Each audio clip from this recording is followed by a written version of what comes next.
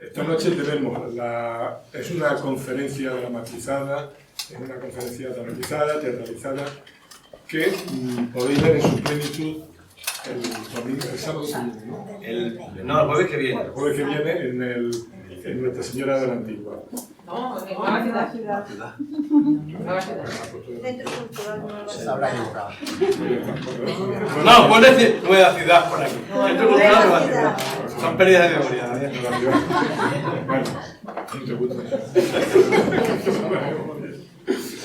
Bien, entonces, lo que vamos a ver esta noche es una adaptación, es una cosa ex novo que se ha preparado para todos los presentes a partir de un trabajo de Jaime.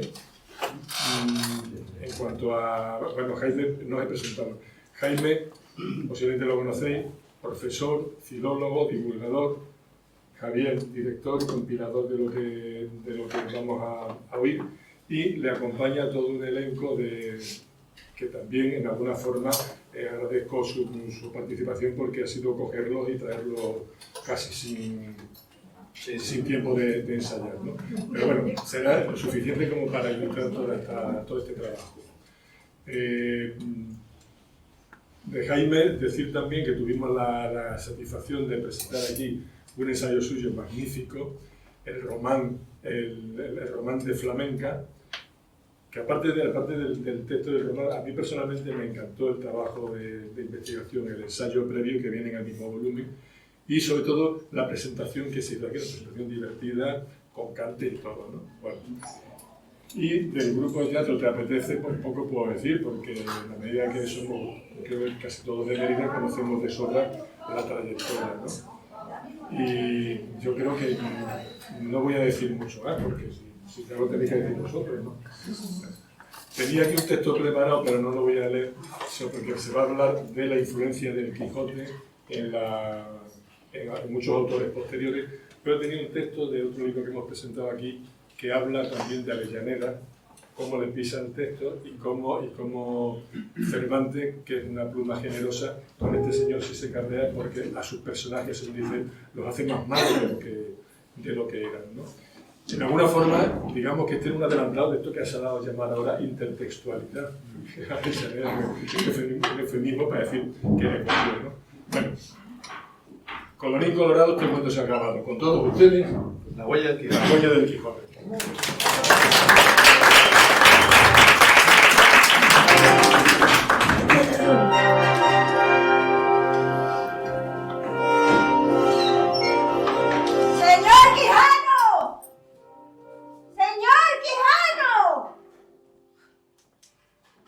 ¡Señora sobrina! ¿Dónde se habrán metido todos? Venía a afeitar tal como requirieron.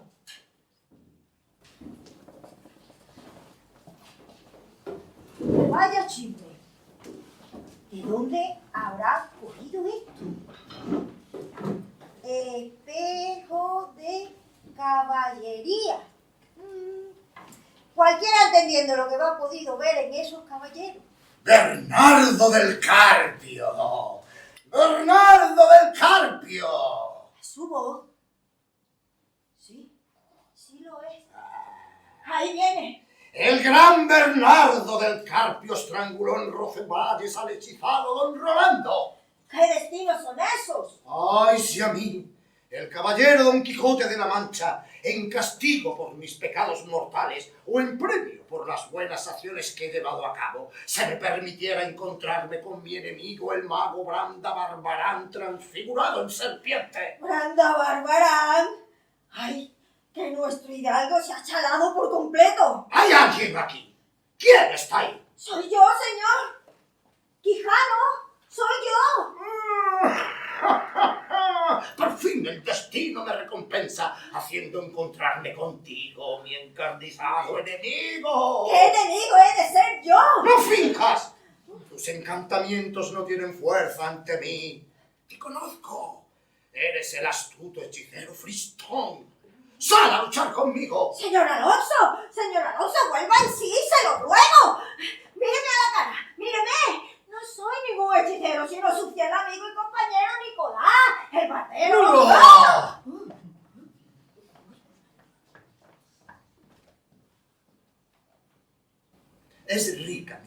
fracasa en quimeras. Y voy sin destino lidiando espantos. Mi nombre ha de romper oscuras eras, tal cual Tentaporín, rey Garamanta. Ronda mi mente en tropel de batallas, jamás vistas en tierra, mar o infierno. Si de la cocina escapa olor de ajo, me huele a aroma de la gloria eterna. Doncellas a salvar, 1000 en la tierra, y yo y mi rocín, chispa, grito, fin al tuerto, héroe de seda y fierro. Y no duermo angustiado, y ceno nubes con la obsesión de que al fin la bendita edad de oro de las alturas baje. Caballero demente en una lucha espectral. Madrid, España. Agencia de Noticias Clásicas. Especial. Se atribuye a histerismo de guerra la extraña conducta de Don Quijote, un caballero local que ayer por la mañana fue arrestado mientras combatía con un molino. Quijote no supo dar una explicación de sus actos. Rocinante pasta la hierba del sosiego. La Mancha entera está en calma. La llama oculta arde en esta vehemente España interior. De rodillas y ojos visionarios me consagro caballero andante, amante de amor cortés para mi dama, cristal perfecto de la perfección. De aquí en adelante he de girar, circunvagar, combatir los errores, la falsedad y el mal de 1000 semblantes y cosechar del peso ensangrentado la palma esquiva y rara que he de ceñirme la frente con las manos del amor amante. La farma, en la hierba rara que Rocinante come, se guarda para mí. Lo siento en todo, en la sed que bebo y en el viento que me arrastra.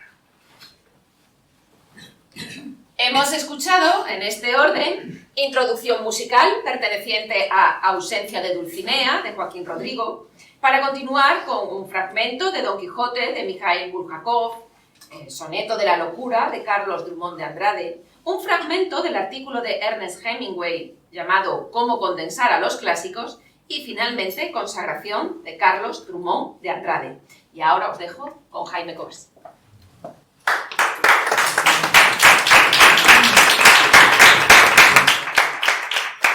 ¿Se oye? ¿Se oye? No. ¿Se oye?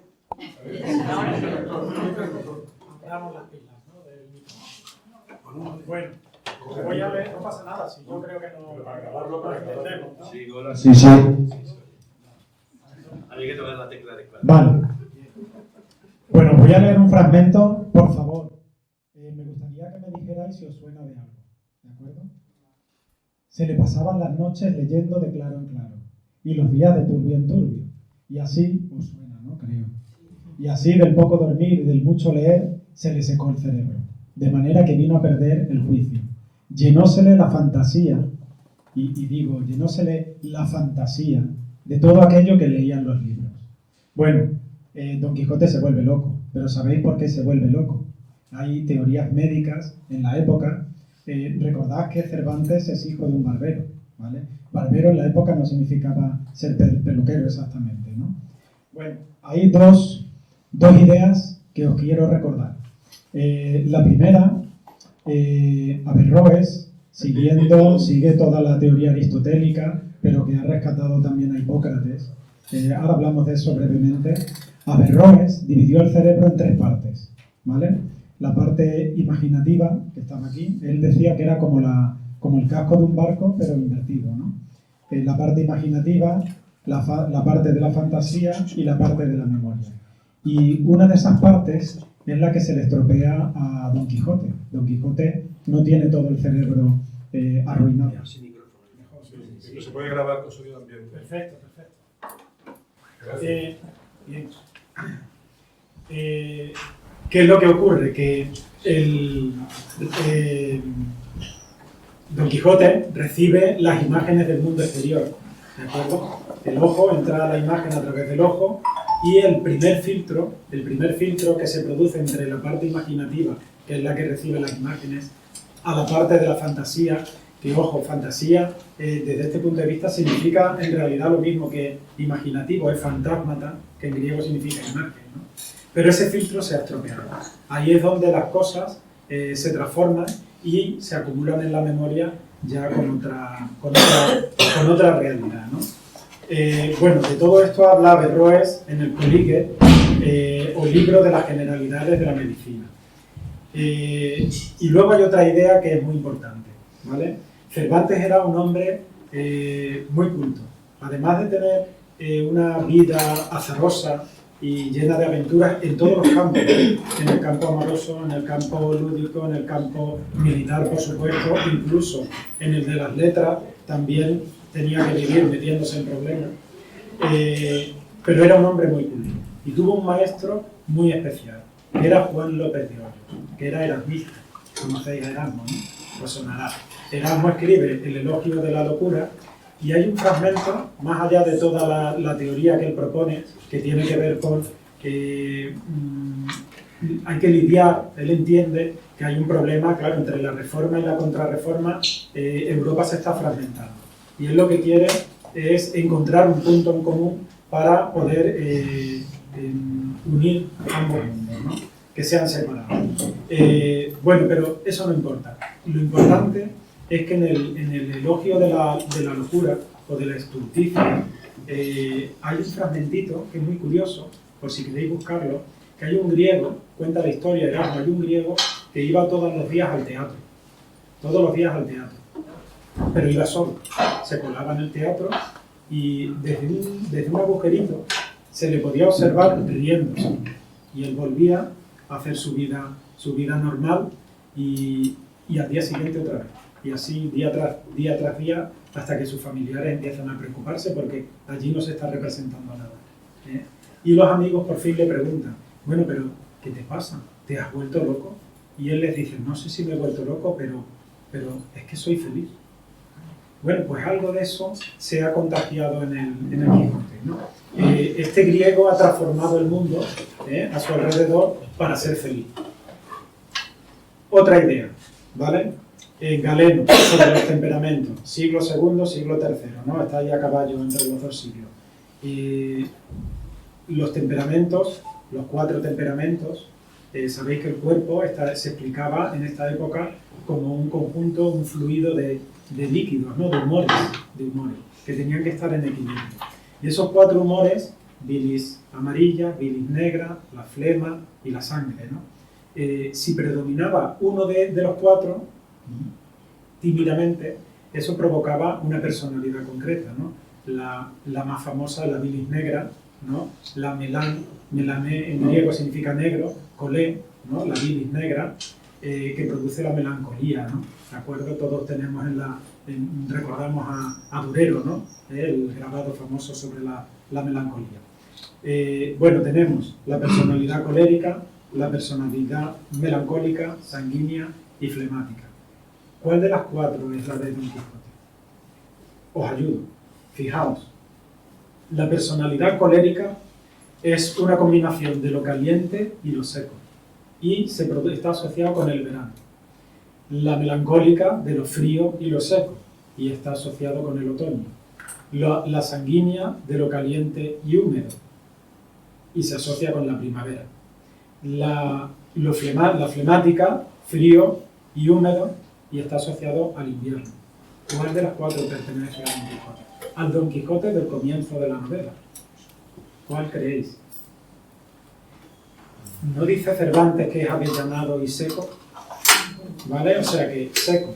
¿Y cuándo sale él con Rocinante por primera vez? ¿Qué época? ¿En qué época del año? Hacía un calor de muerte, ¿no? En verano, ¿no? Seco y caliente. Don Quijote es colérico. ¿De acuerdo? Bueno, pues con esa idea planteamos la locura. Solo hacer una comparación. Vamos a tocar textos modernos, ¿no? Kafka, la metamorfosis, ¿vale? El texto más conocido de Kafka. También tenemos una transformación, ¿de acuerdo? Y hay muchas concomitancias. Si os fijáis, Gregorio Samsa, que se ha convertido en cucaracha, intenta salir en varias ocasiones de la habitación. Qué casualidad, se corresponde con los viajes de Don Quijote, ¿no? Esas salidas de Don Quijote, ¿vale? Hay muchas similitudes, ¿vale? No las voy a enumerar todas porque no quiero entretenerme, pero sí os quiero leer un fragmentito. Fijaos lo que dice Kafka en el libro. Gregorio dirigió luego la vista hacia la ventana. El tiempo nublado sentíase repiquetear en el fin del alféizar las gotas de lluvia, infundióle una gran melancolía. Vale, no voy a decir nada más de esto, porque luego, al final de la conferencia, vamos a retomarlo. Bueno, pensó, ¿qué pasaría si yo siguiese durmiendo un rato y me olvidase de todas las fantasías? Recordáis que antes he dicho, llenóse de la fantasía de todo aquello que leía en los libros, ¿vale? Es decir, que cabe la duda de esa transformación en cucaracha de Gregorio Samsa, si es real o no es real, si está en el ámbito de la fantasía o no, igual que cabe la duda en Don Quijote, ¿de acuerdo? Hay una gran diferencia. Don Quijote transforma el mundo, ¿vale? Y Gregorio Samsa es transformado por el mundo. Esa es la diferencia, ¿vale? Bien. Estupendo. Como musiquita.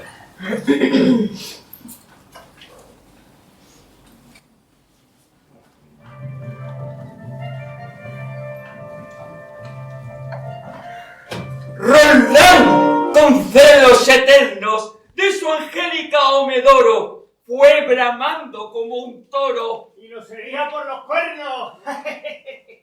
Por los suelos arrojó armas, espada y escudo, hasta quedar más desnudo que su madre lo parió. De puñadas dejó a oscuras muchos hombres y un rocín mató de hambre. Y en fin, hizo famosas locuras. Amadís también anduvo con locura más humana, desdeñado de Orellana.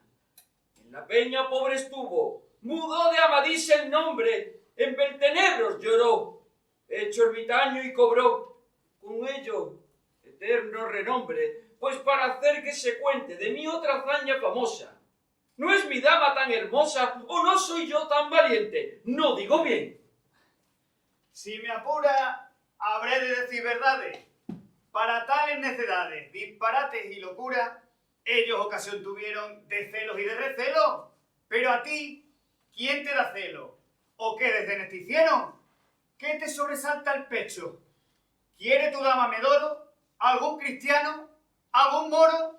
¿Qué niñería has hecho? Yo no lo entiendo, señor. Pues en eso es que bien vea, mi señora Dulcinea, la fineza de mi amor. Pues sin haberme dado ocasión el juicio trueco, y hago estas cosas en seco, ¿qué hubiera hecho en mojado? Yo quiero determinarme. Señor, ¿qué quieres hacer? ¡Loco soy! ¡Loco he de ser! No tienes que aconsejarme. ¿Cómo? ¿Muerte no venís, cobarde, a mis desventuras? Quiero ser en mis locuras entre Roldán y Amadís. Será una buena ensalada, señor. Déjame de acabar. ¡Fuera peto! ¡Espaldar! ¡Oh, reniego de la espada! ¡Adiós, escudo de Orlando! ¡Adiós, yelmo mambrino! ¿Cuelgas tú de ese pino mientras yo voy? Aquí en alto yo lo fío, que irán tu seso y el mío como Sancho y su Rocío.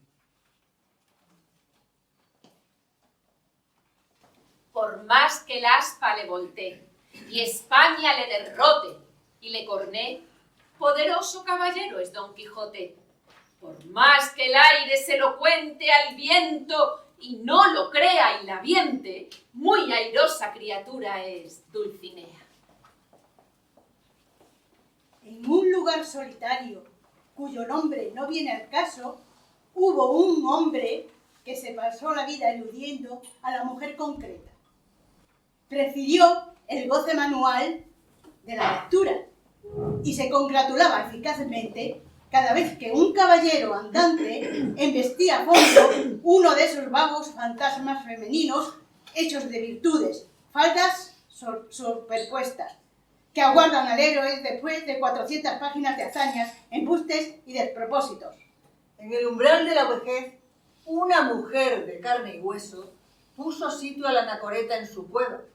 Con cualquier pretexto entraba al aposento y lo invadía con un fuerte aroma de sudor y de lana, de joven mujer campesina, recalentada por el sol. El caballero perdió la cabeza, pero lejos de atrapar a la que tenía enfrente, se echó en pos, a través de páginas y páginas, de un pomposo engendro de fantasía.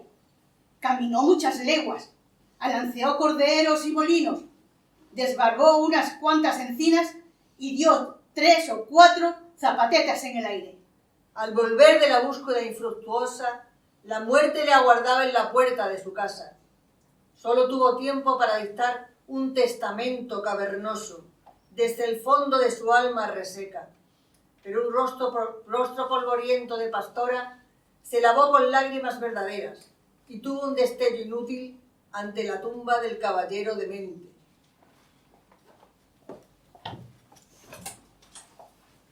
Escribid, buen caballero, que Dios en quietud mantenga el testamento que fago por voluntad postrimera. Y en lo de su entero juicio, que ponéis a usanza vuesa, basta poner decentado cuando entero no le tenga. A la tierra mando el cuerpo. Coma mi cuerpo la tierra, que según está de flaco, hay para un bocado apenas. En la vaina de mi espada, mando que llevado sea mi cuerpo, que es ataúd capaz para su flaqueza. Que embalsamado me lleven a reposar a la iglesia, y que sobre mi sepulcro escriban esto en la piedra. Aquí yace Don Quijote, el que en provincia diversas los tuertos vengó, y los bizcos a puro vivir a ciegas. A Sancho mando las islas, que gané con tanta guerra, con que si no queda rico, aislado a lo menos queda.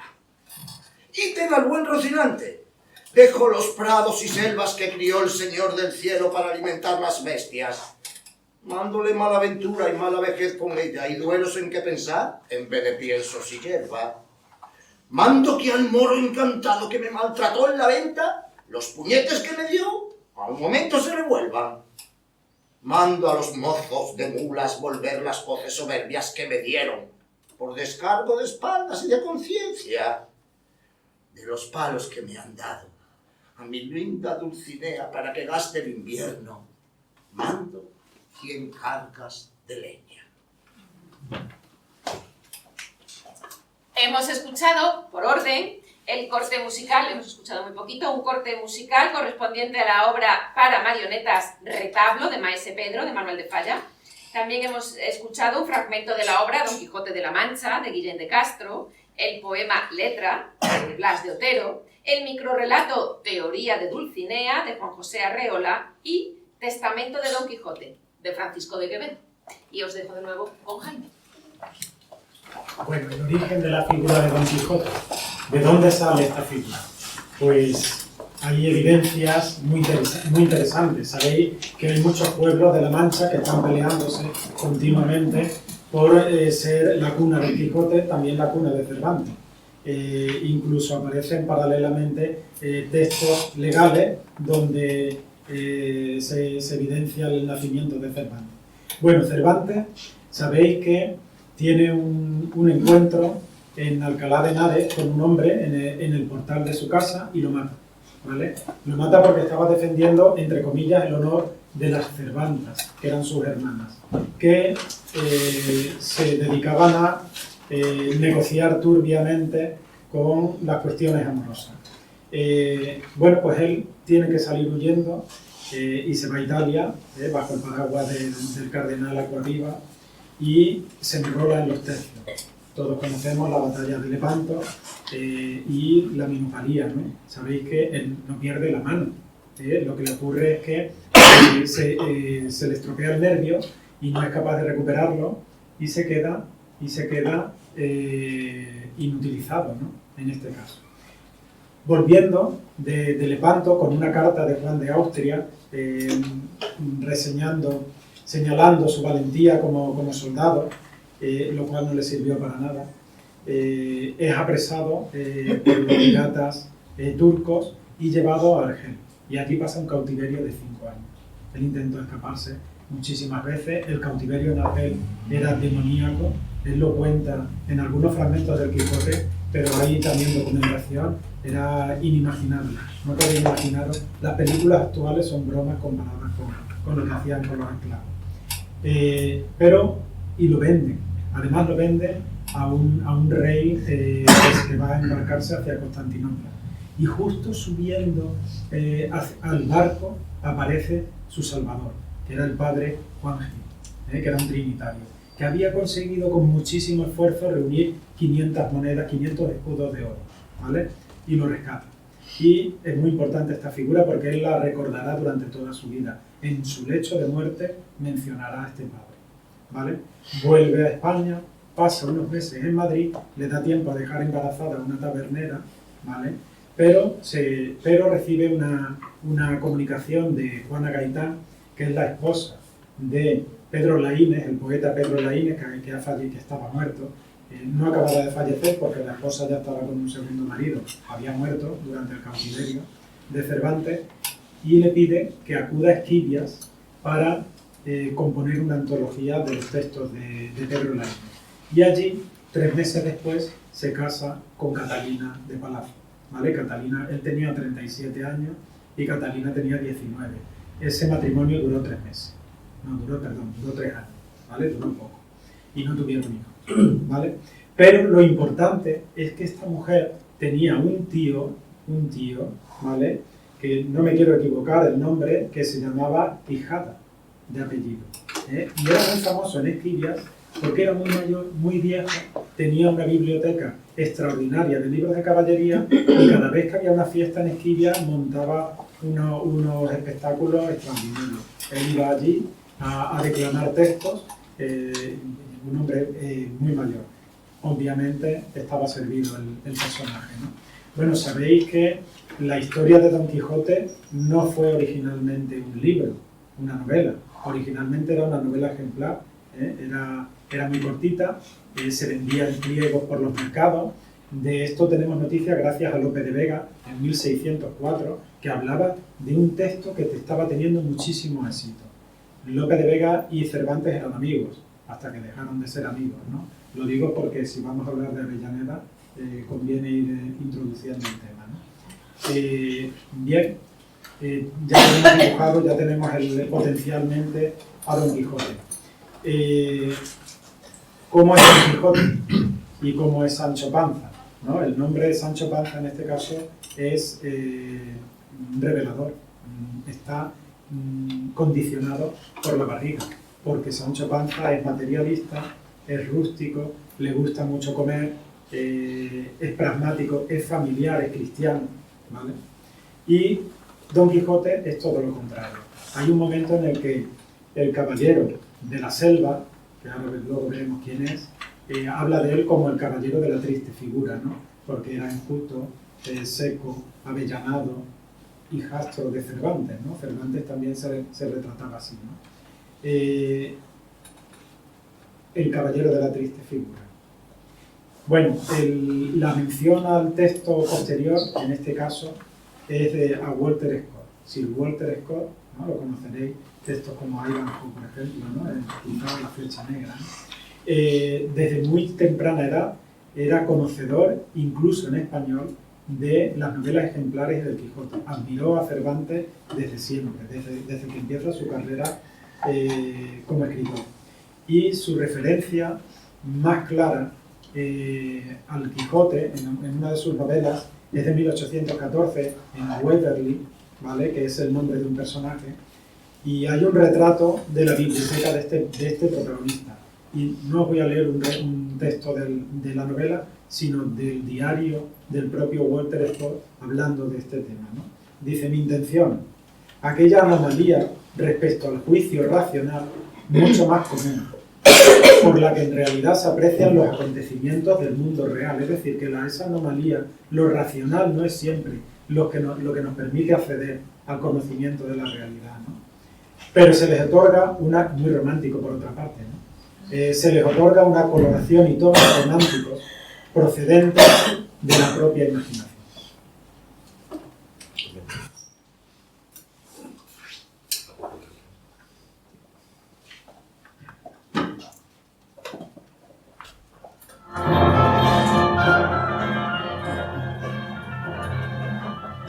aldea y páramo.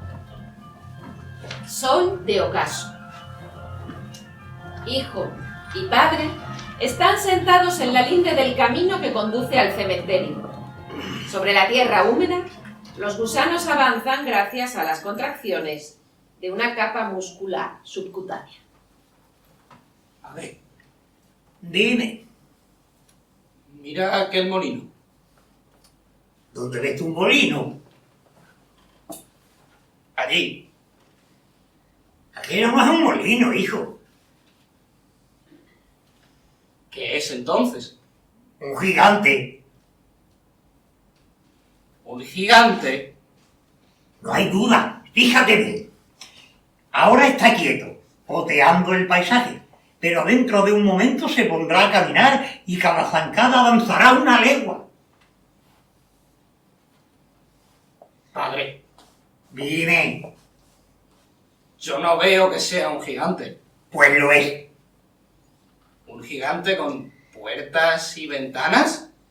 ¿Un gigante con tejas y aspas? ¡Un gigante! Padre, Dime. yo solo veo un molino. ¿Cómo? ¿Cómo que un molino? Sí, un molino. El mismo de siempre.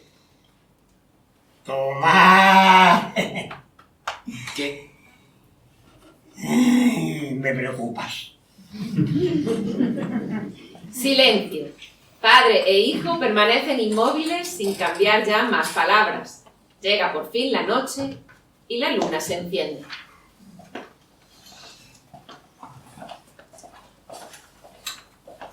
¿Qué es locura? ¿Ser caballero andante o seguirlo como escudero? De él o yo, ¿quién es loco verdadero? ¿El que despierto sueña insanamente? ¿O el que aunque esté vendado sigue el sueño y lo ve real de un loco por las brujas embrujado? Heme, tal vez único de mente, y sabiéndome tal fuera de quicio, soy insensato, un loco de juicio. Ay. La fatigada fiesta de correr, peligro sin moneda, ya me pesa en los huesos. Exijo mi salario de locura y la suma del tiempo de servicio. Amigo Sancho, vete a la mierda. Que no aprecio favores mercenarios y no puedo tener 200 escuderos solos ambiciosos del renombre eterno. Señor, dejaros nunca. Ya me derrito en lloro arrepentido. Sigo con vosotros, sigo hasta el ultimísimo peligro, sin otra paga que vuestro afecto. Abracémonos pues de almas lavadas, que mi destino es ser a vuestro lado el caldo grueso junto al vino fino.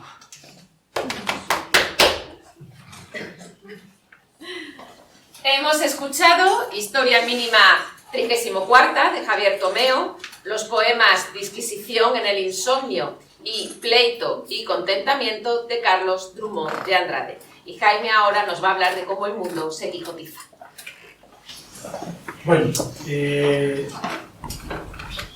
Quijote tiene que transformar el mundo, se tiene que transformar él y transformarlo para poder correr esas aventuras a las que él cree estar destinado, ¿no? Las armas, la armadura, ¿no? El bacillelmo, por ejemplo, que todos conocemos. Rocinante, porque se llamaba Rocinante, porque era Rocín antes. Ahora era un masijo de huesos y pellejos, ¿no? Y que se asemeja al propio Quijote y al galgo corredor, ¿no? Que tenía en la hacienda, ¿no? La transformación, quizá, aparte del propio personaje, más importante es la de esa porquera que él ha destinado para ser su amante, ¿no? Aldonza Lorenzo, lo cual en la época era un nombre, igual que Sancho Panza, eran nombres muy vulgares, muy cotidianos, y sin embargo él la transforma en Dulcinea del Toboso, ¿vale? Hay una cuestión también muy importante con el lenguaje. Quijote empieza a hablar de una manera distinta, ¿no? De tanto leer esos libros de caballería, él sigue esas sagas de los Amadises, los Palmerines, los Belianises, todo eso que estaba de moda Por cierto, sabéis que Carlos V tenía la mayor biblioteca de libros de caballería de la época. Y no solo eso, por el inciso, pero él retó al rey de Francia. Carlos V era feo, pequeño, bajito, y el rey de Francia, Francisco I, parece ser que era muy hermoso, alto, esbelto, pues Carlos V lo odiaba. En las guerras entre los dos países, con los enfrentamientos, más bien, hay una carta de Carlos V que le envía al Papa para que el Papa se la comunique a Francisco I y le reta un duelo de caballería. Le dice, ¿por qué no evitamos tantas muertes de todos estos soldados y nos vemos tú y yo en el campo de... Obviamente Francisco I no le contestó, ¿no? Bueno, ¿qué es lo importante de la quijotización de Cervantes, del mundo por el Quijote? Lo más importante es que esa locura, eso que al principio es una locura, acaba finalmente contagiando el resto de los personajes que lo rodean, ¿vale? Sobre todo cuanto más alejados estén de su núcleo familiar, ¿no? Primero se van transformando para burlarse de él, pero cuando se dan cuenta han entrado ellos mismos en el juego y están jugando a la transformación del mundo. El ejemplo más importante es el bachiller Sansón Carrasco. El bachiller se enfrenta a Don Quijote en 3 ocasiones, ¿vale? Como el caballero de la selva, el caballero del bosque, es él el que le pone el apodo del caballero de la triste figura, y finalmente, pero es derrotado por Don Quijote. Entonces la única intención del bachiller era vencerle para poder traerlo a casa, para hacerlo volver. Pero claro, como perdía con Don Quijote, pues se tenía que volver magullado y solo, ¿no? ¿Qué es lo que ocurre? Que llega un momento que se cabrea y dice, no, esto ya no es que yo lo traigo a casa, es que me quiero vengar, a mí me ha jodido esto, ¿eh? Y se convierte en el caballero de la Blanca Luna y le espera en Barcelona ya al final, ¿no? Capítulo ya 74,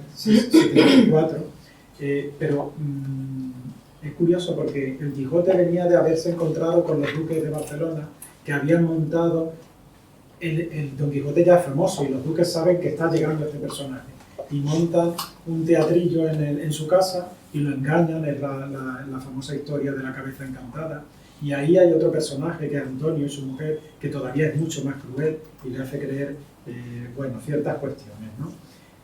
Pues bajan a la playa porque está llamando el caballero de la Blanca Luna a Don Quijote, y fijaos, hay momentos en los que ya el Quijote está recuperando la cordura, y llega un momento que lo ve y le pregunta a Antonio, ¿esto no será otra más de tus bromas, no?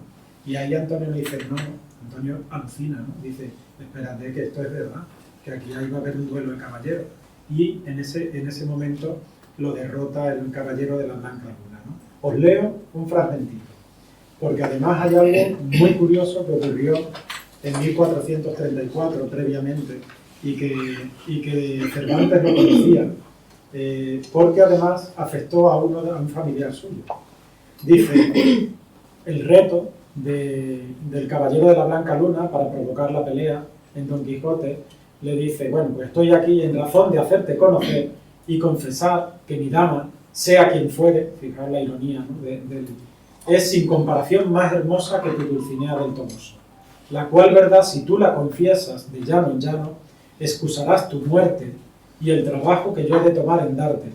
Y si tú peleares y yo te venciere, no quiero otra satisfacción, sino que, dejando las armas y absteniéndote de buscar aventuras, te recojas y retires a tu lugar por tiempo de 1 año, donde has de vivir sin echar mano a la espada, en paz tranquila y en provechoso sosiego, porque así conviene al aumento de tu hacienda y a la salvación de tu alma.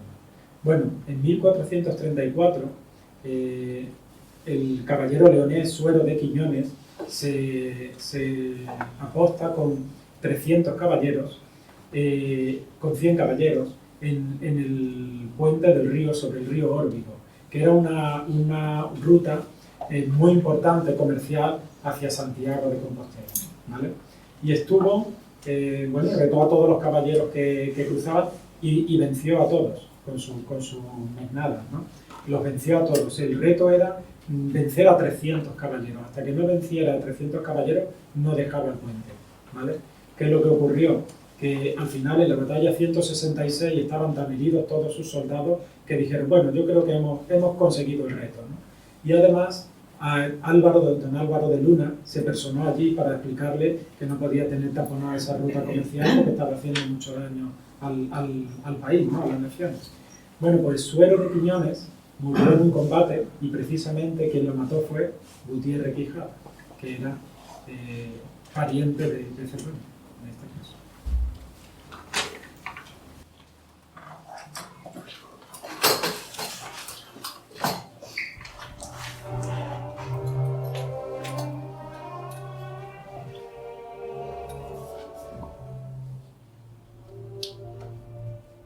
El hombre se despierta en un incierto sueño de alfanjes y de campo llano y se toca la barba con la mano y se pregunta si está herido o muerto.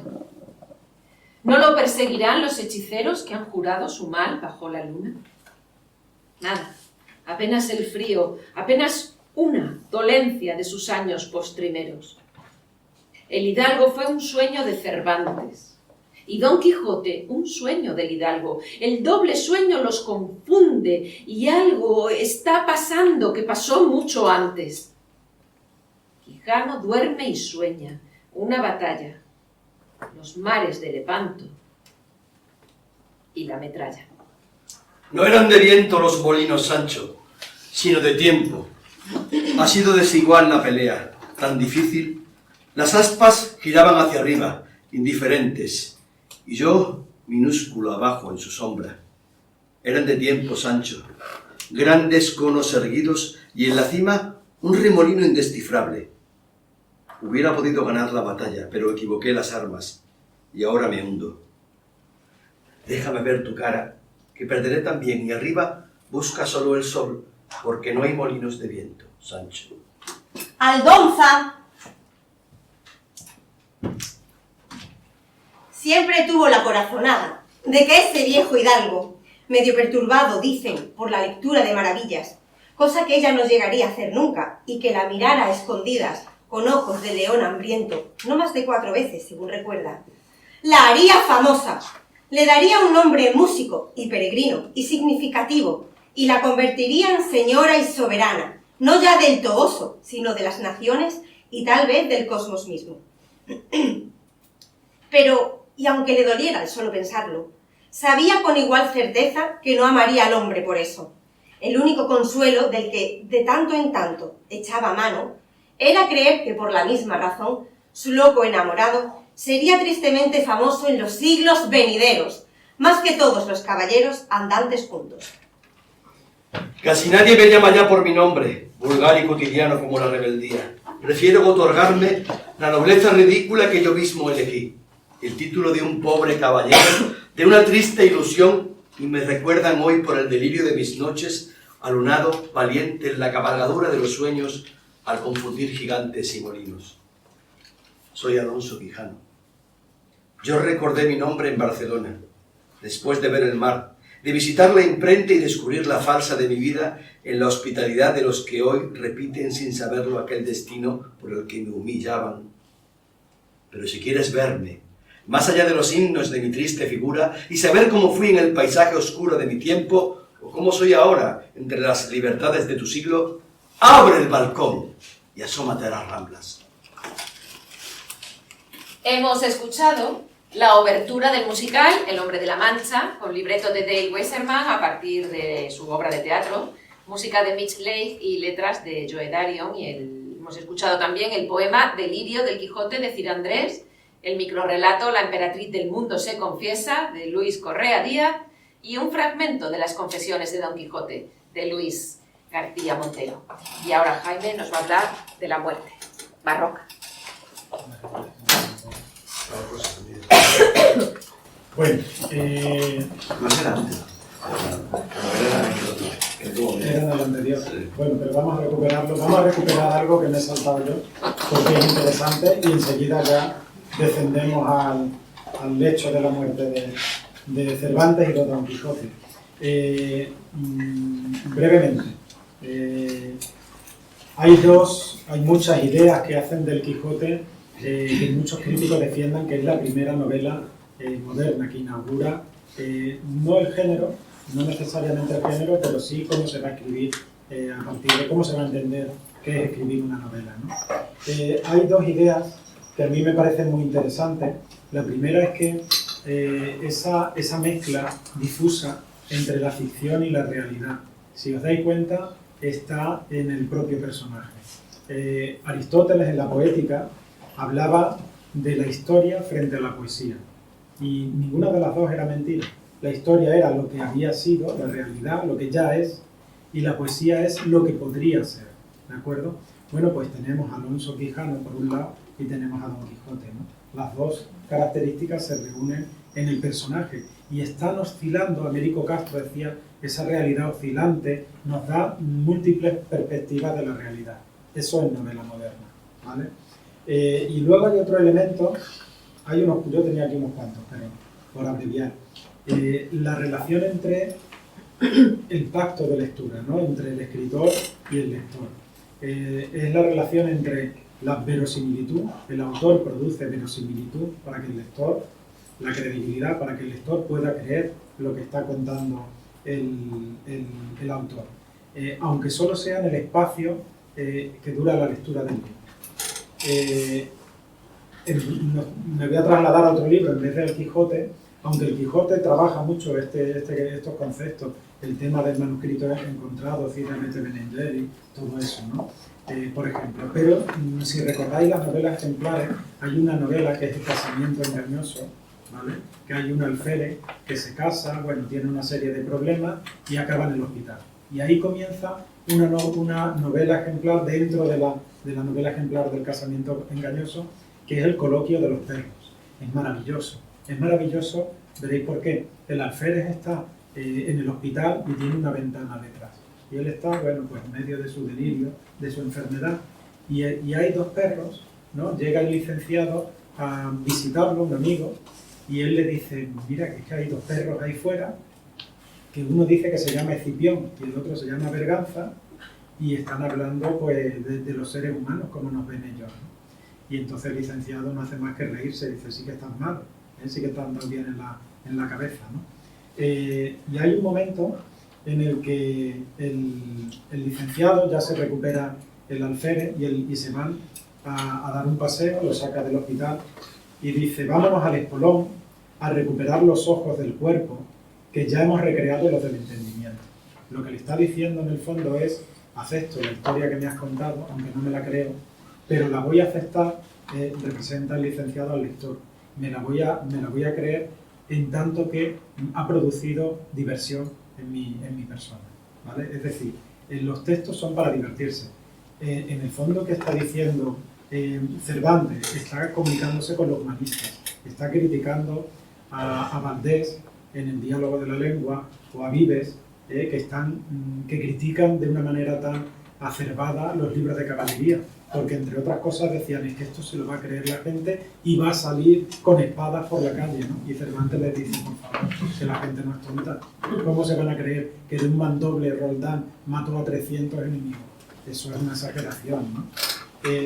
Y la anécdota referida a Escipión y Berganza es que, no sé si conocéis, hay un libro de un filósofo español, de Medina del Campo, que el libro, acabo de olvidar el nombre del filósofo, pero seguro que me aparece y yo lo digo, que escribió un libro que se llama La Antoniana Margarita. Y La Antoniana Margarita es un libro muy curioso. Él dice en el prólogo, yo no sabía cómo llamar a este libro tan raro, pero como mi padre se llama Antonio y mi madre se llama Margarita, pues La Antoniana Margarita, ¿no? Ahí está. Y ese libro tiene dos características maravillosas. Una es que él habla ya de la razón y se está adelantando a Descartes, en primer lugar. Y después había un debate, para que veáis, antes os dije que Cervantes era muy culto, estaba al tanto de todos los debates intelectuales de la época. Y había un debate en la época que proponía saber si los animales tenían alma. Claro, eso está muy cercano a la Junta de Valladolid, recordáis, donde se discutió si los indios tenían alma, ¿no? ¿De acuerdo? Bueno, como características, la muerte de Cervantes y la muerte de Don Quijote. ¿Cómo muere Cervantes? ¿De qué muere Cervantes? ¿Lo sabéis? Bueno, en el Persiles, que es un libro póstumo, la publicación obviamente, él habla de que sufría de hidropesía, de un exceso de líquido en el cuerpo, pero parece ser que hay constancia de que realmente muere de diabetes tipo 2, y muere, ¿recordáis al fraile, ¿no?, que lo había rescatado, que era trinitario? Pues él, antes de morir, entra en el convento de las Trinitarias. Esto no es un arrebato religioso, era muy frecuente en la época. La gente, sobre todo que estaba sola, necesitaba asistencia en la hora de la muerte, ¿no?, en esa postrimería, ¿no? Entonces ingresaba en los conventos o en los monasterios. Lo hizo Lope de Vega. Es un tema interesante. Luego me tenéis que preguntar por Lope de Vega, ¿vale? Por favor. Porque es maravilloso lo que pasó con Lope de Vega cuando entra en el convento, o en el monasterio. Bien, y en la lápida, en el epitafio Cervantes es enterrado a cara descubierta, porque así es como enterraban a los trinitarios, ¿no? Y él se sentía muy identificado porque dice, he sido salvado 2 veces, una en el cautiverio de Argel y otra ahora en esta postrimería, ¿no? Habréis estado en el Hospital de la Caridad de Sevilla, ¿no? Lo conocéis, ¿no? Pues otra pregunta que me tenéis que hacer luego. ¿Vale? Bueno, decía así el epitafio: a Miguel de Cervantes, insigne y cristiano ingenio de nuestros tiempos, a quien ya era otro, decían, ingenio de nuestros tiempos, a quien llevaron los terceros de San Francisco a enterrar con la cara descubierta, como tercero que era. Bien, la muerte de Don Quijote. Aquí hay algo que a mí es simplemente una curiosidad que se me hace a mí, y es que Cervantes muere húmedo por la hidropesía y Don Quijote muere seco, ¿no? Y además se vuelve el sequedad, ¿no? Bueno, os leo un fragmentito de la muerte de Don Quijote, que es maravilloso. Ay, respondió Sancho llorando, no se muera vuestra merced, señor mío, sino tome mi consejo y viva muchos años, porque la mayor locura que puede hacer un hombre en esta vida es dejarse morir, sin más ni más, sin que nadie le mate, ni otras manos le acaben que las de la melancolía. Recordáis que al principio os dije, recordad de qué adolece Gregorio Samsa, y sabemos que Don Quijote es colérico, pero ha cambiado el humor, porque está muriendo, ahora es melancólico, ¿vale? Mire, no sea perezoso, sino levántese de esa cama y vámonos al campo vestidos de pastores, como tenemos concertado. Quizá tras de alguna mata hallaremos a la señora doña Dulcinea desencantada, que no haya más que ver. Si es que se muere de pesar de verse vencido, écheme a mí la culpa, diciendo, sola es la más aventajada en hermosura de cuantas hoy viven, y que yo soy el más valiente y el más enamorado, y me he ido a otro texto, perdona, vale, esto es típico mío, diciendo que por haber yo cinchado mal a Rocinante le derribaron, cuanto más que vuestra merced habrá visto en los libros de caballería ser cosa ordinaria, derribarse unos caballeros a otros, y el que es vencido hoy, ser vencedor mañana. Y le responde Don Quijote, así es, dijo Sansón, y el buen Sancho Panza está muy en la verdad de estos casos. Señores, dijo Don Quijote, vámonos poco a poco, pues ya en los nidos de antaño no hay pájaros o gaño. Yo fui loco y ya soy cuerdo. Y esa es la muerte de Don Quijote, ¿no?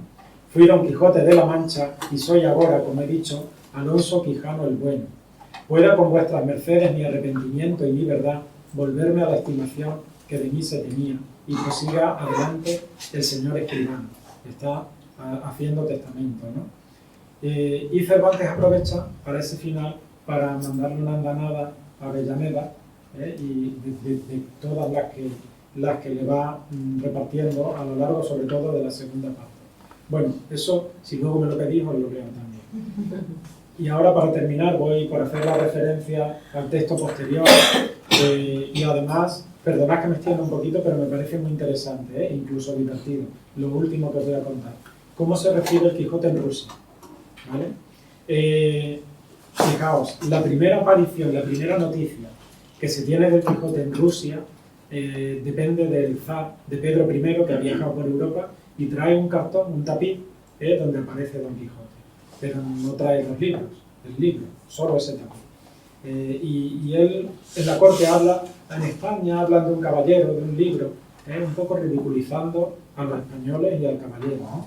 En 1720, la idea que se tiene en Rusia de Don Quijote es una idea jocosa. Se habla de Don Quijote en una obra que se llama Razonando sobre el mundo, pero se están riendo del personaje.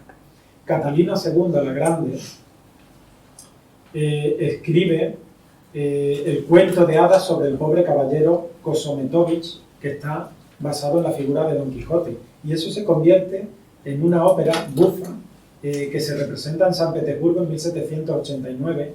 Catalina II es extraordinaria, es una mujer cultivada. Sabéis que se carteaba con Diderot, con Rousseau. Escribe esta ópera bufa y la música es de un español, es de Vicente Martín y Soler. Pablo I, que es el hijo de Catalina, era un estúpido.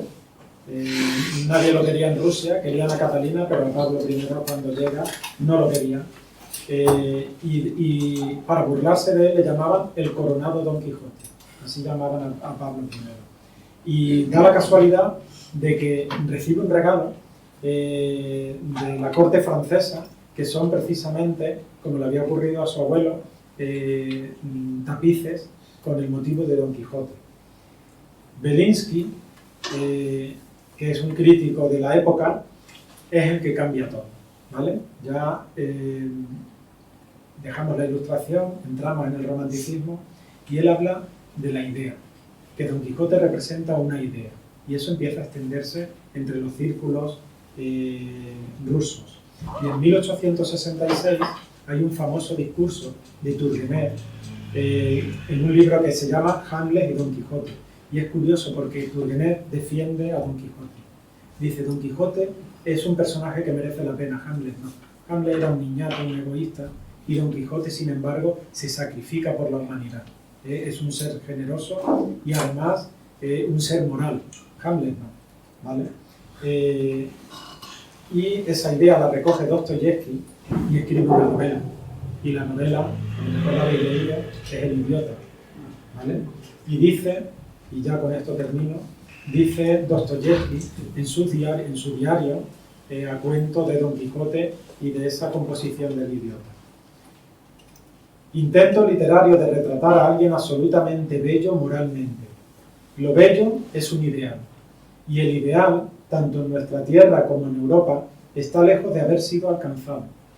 Solo hay una persona positivamente bella en el mundo, Cristo. De modo que la aparición de esta persona infinitamente hermosa es, por supuesto, un milagro infinito. Pero, de toda la gente hermosa en la literatura cristiana, solo Don Quijote se erige como el más completo. Pero es hermoso porque es, al mismo tiempo, ridículo. Es decir, en Dostoyevsky se aúna la grandeza de la burla y la idea, ¿no?, de Belinsky, ¿no?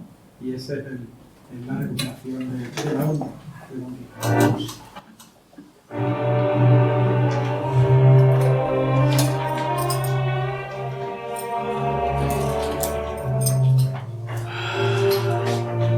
Sancho, amigo, déjame decirte un pensamiento que he tenido. Decid, mi señor. Si es que a ti te parece bien, querría que nos convirtiéramos en pastores, siquiera el tiempo que tengo que estar recogido. Yo compraré algunas ovejas y todas las demás cosas que al pastoral ejercicio son necesarias, y llamándome yo el pastor Quijotiz y tú el pastor Pancito, nos darán aliento al aire claro y puro, luz de luna y las estrellas, gusto el canto, alegría el lloro, Apolo versos, el amor conceptos, con los que pondremos a hacernos eternos y famosos, no solo en los presentes, sino en los venideros siglos. Pardiez, que me cuadra tal género de vida. Las pastoras, que quienes hemos de ser amantes, como entre peras podremos escoger sus nombres, Pues el de mi señora cuadra así al de la pastora como al de la princesa.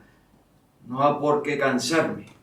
Viene vencedor de sí mismo, que según él me ha dicho, es el mayor vencimiento que desearse puede. Déjate de sandeces y llévame al lecho, que me parece que no estoy muy bueno.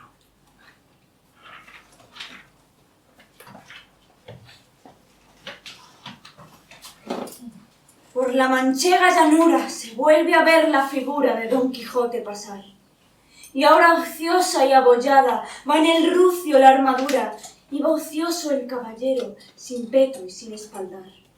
Va cargado de amargura, que ya encontró sepultura a su amoroso batallar. Va cargado de amargura, que ya quedó su ventura en la playa de Barcino, frente al mar. Por la manchega llanura se vuelve a ver la figura de Don Quijote pasar.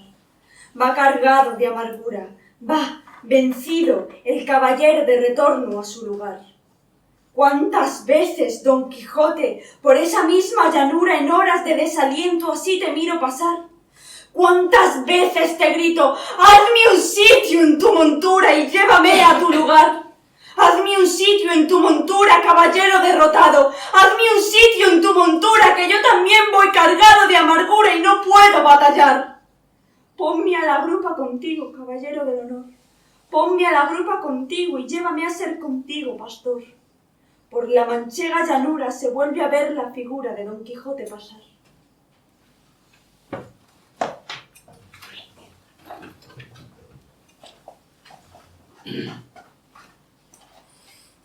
Miserable acabó. Murió desnudo. Mas qué gloria vistió mientras vivía. Para el sin ojos, puertas fue del día. Boca y orejas para el sordo y mudo.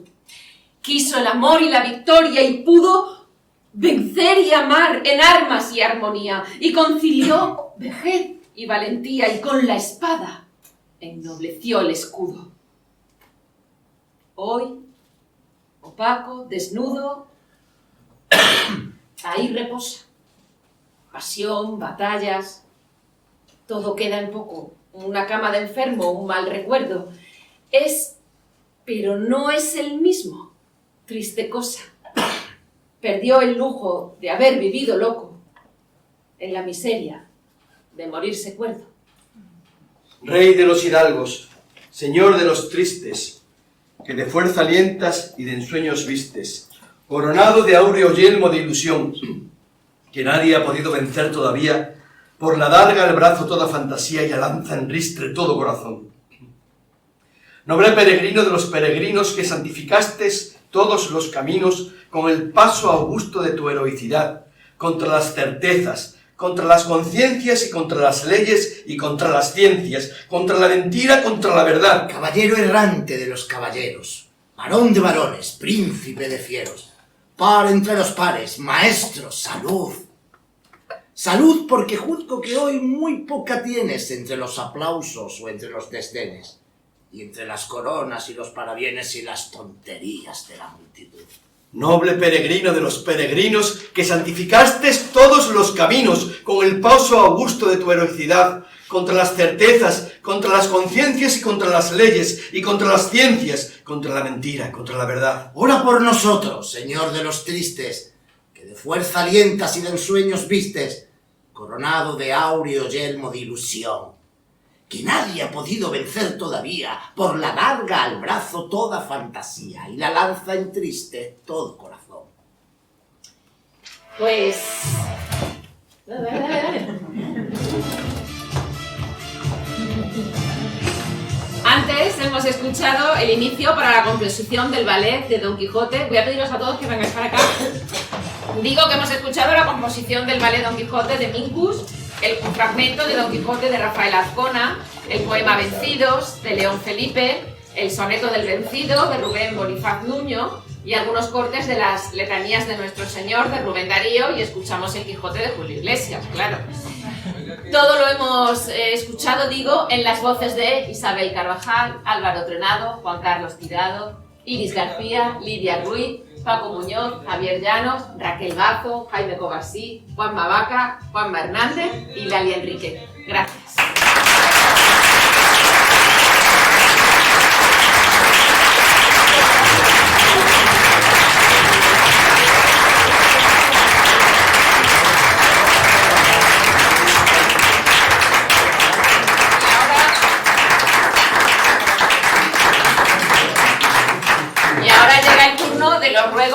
sobre todo de las preguntas.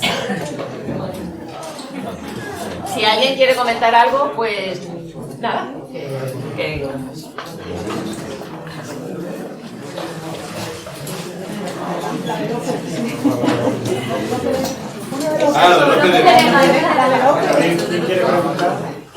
quiero preguntar, señor Romper, no sé dónde he leído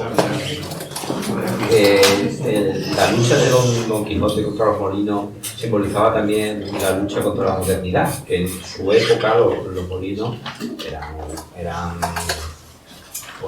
un artefacto muy moderno y que él, de cierta manera, luchaba contra la modernidad de su tiempo, que no estaba de acuerdo o algo así. Había esa metáfora, pero vamos, no sé.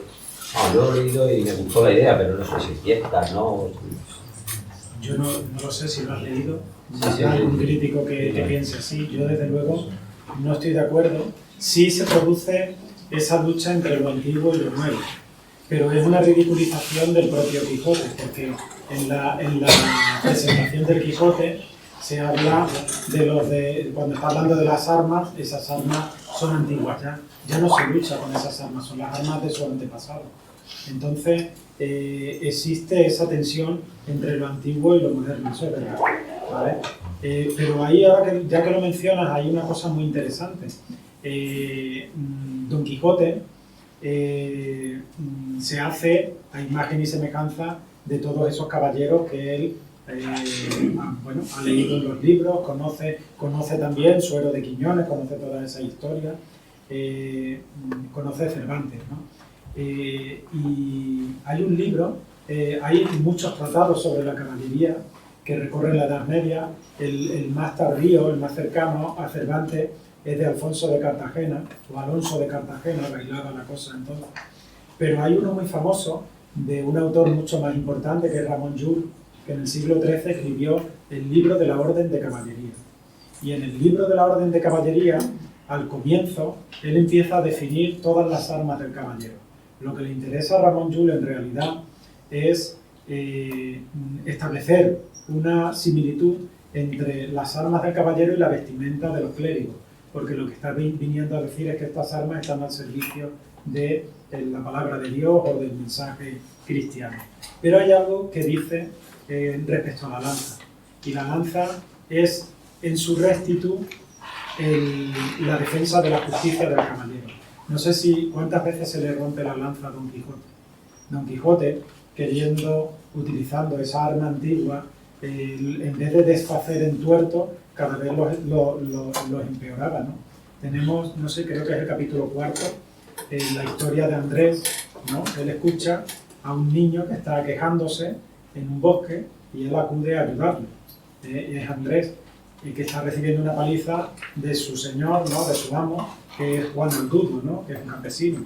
Y entonces él va con su lanza, amenaza a Juan Aldudo, le dice: si sigues pegando a este niño, te la vas a tener que ver conmigo. Y Juan Aldudo, que es un pícaro en el fondo, le dice: pues sí, señor, ya me voy. Y Andrés, en el fondo, mira a Don Quijote como diciendo: pero ¿qué estás haciendo si es que me va a matar en cuanto te vayas, ¿no? Y efectivamente, cuando se va Don Quijote, pues Andrés le dan una paliza, ¿no? Y se escucha. Don Quijote lo va escuchando, pero ya ha perdido la cabeza, no sabe exactamente qué está pasando. Todo lo que le emprende con la lanza lo estropea. Entonces, ahí tenemos ese contraste entre lo antiguo y lo moderno, también la locura y la realidad, una realidad a la que no se ha adaptado Don Quijote. Si has leído eso, a lo mejor pues puede ser que alguien lo esté defendiendo, pero yo no lo tengo. Deciros que esto solamente es un anticipo del espectáculo que realizaremos la próxima semana, el día 25, creo que es, porque tengo un lío con la fecha. El 25, porque el miércoles hacemos la lectura de las nubes. En Nueva Ciudad. Sí, bueno, el jueves en Nueva Ciudad, y veréis otro espectáculo completamente diferente al que habéis visto. Y yo quiero dar las gracias aquí a Jaime, que se haya metido en este pequeño original y que me haya acompañado en esta aventura de Deshaciendo en Tuertos, ¿no? Y a todos los compañeros que se han prestado sin apenas ensayo, han sido a través de WhatsApp y quedada aquí un poquito de manera casi esporádica, pero porque vienes un poquito el trabajo que hay, el proceso de dramaturgia que hay antes de un espectáculo de teatro.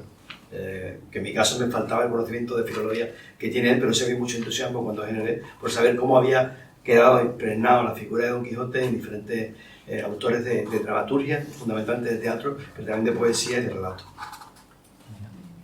¿Alguna pregunta más? Ah, López, muy buena pregunta. Muy buena pregunta. Bueno, no, eso era un detalle. Si nos vaya la vida de Lope de Vega incluso llegó a secuestrar a alguna mujer. Claro, en la época secuestrar no significaba lo mismo.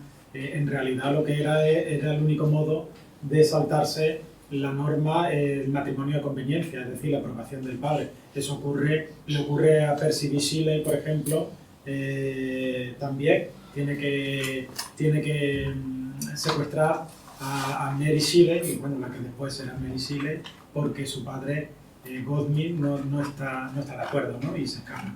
Bueno, ese es el secuestro de la época. Pero hay algo que ocurre con Lope de Vega, que es tabernario, le gusta jugar, las mujeres, no se sabe, tienen bastantes hijos. Y hay un acontecimiento en la vida de Lope de Vega que lo cambia todo, que es la muerte de su hijo pequeño. ¿Vale? Él tenía un niño de 6 años, que era el último de una ristra de hijos, y eso lo cambia todo. Él se da cuenta de que ha vivido mal y entra en un monasterio, se hace monje y escribe un libro que es maravilloso y es emocionante, que son las rimas sacras. Él reflexiona y el soneto prologal es ese de cuando me paro a contemplar mi estado, que ya lo había escrito Garcilaso, ¿vale? Pero lo reelabora Lope de Vega. Y es una reflexión sobre la muerte. Hay sonetos y textos en ese libro donde él trata de conversar con Dios para preguntarle qué es lo que ha pasado, por qué se ha ido su hijo. Si no recuerdo mal, creo que era de una meningitis. Y recuerdo un poquito a Voltaire, ¿no? Que también protestó contra Dios con el terremoto de... Yo os invito a que leáis las rimas sacras porque es un texto hondo, precioso y bueno, pues muy simple. Para que veáis que no solo se entraba en los conventos y en los monasterios para morirse, sino que había otras opciones, ¿no? Pues...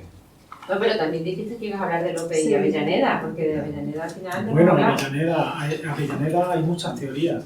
Es el gran misterio de la filología española. Es el gran misterio. No se sabe quién es Avellaneda. Cuando Avellaneda escribe la segunda parte del Quijote, ¿no? La apócrifa, claro, ahora llegan los filólogos, que son como detectives, tienen que escarbar entre las palabras y no descubren quién es Avellaneda, pero por lo menos un perfil, ¿no? Así parece CSI de la literatura. Entonces, saben que es de Zaragoza, porque utiliza muchos aragonesismos, bueno, ese tipo de pistas, ¿no? De hecho, Avellaneda se lleva a Quijote, se lo lleva a Zaragoza. Y Cervantes le dice, no, este es un mentiroso, si Don Quijote es lo que fue, por eso se lo lleva a Barcelona. Cervantes anuncia que va a ir a Zaragoza. Y eso lo aprovecha Avellaneda. Y Cervantes cambia la ruta, ¿no? Y le dice, no, es mentira. Había pensado ir a Zaragoza, pero realmente se fue a Barcelona. Y lo mata, ¿no? ¿Quién era Avellaneda? Hay muchas teorías. Había un Fernández de Avellaneda que había luchado junto a Cervantes en Lepanto, ¿vale? A Avellaneda también se le ridiculiza a través del personaje del pícaro, ¿no? Que aparece en Don Quijote. Pues hay también evidencia en Ginés de Pasamonte, ¿no? Que se le llama también Ginés de Parapilla, bueno, una serie de ridiculizaciones, ¿no? Pero también hay otra teoría y es que fue el propio Lope o alguien del entorno de Lope de Vega para fastidiar a Don Quijote, porque dije que eran amigos, pero se acabaron peleando y se odiaban a muerte. Además, Cervantes reconoce, al final ya de su vida, dice, yo también escribí teatro. Lo que pasa que para desgracia mía existía Lope de Vega, ¿no? Que se llevaba todo. Él dice en un texto, no sé si es una carta, dice, yo escribí 8 entremeses y no sé cuántas obras de teatro que no fueron regaladas con pepinazos. ¿no? Porque sabéis que en la época, si el teatro no gustaba, se le tiraban pepinos, tomates, todo. Dije, mis meses salieron de allí sin ningún pepinazo, serían buenos, ¿no? Pero claro, el genio de Lope de Vega arruinó la vida teatral de Cervantes. Pues hasta aquí hemos llegado. Muchísimas gracias.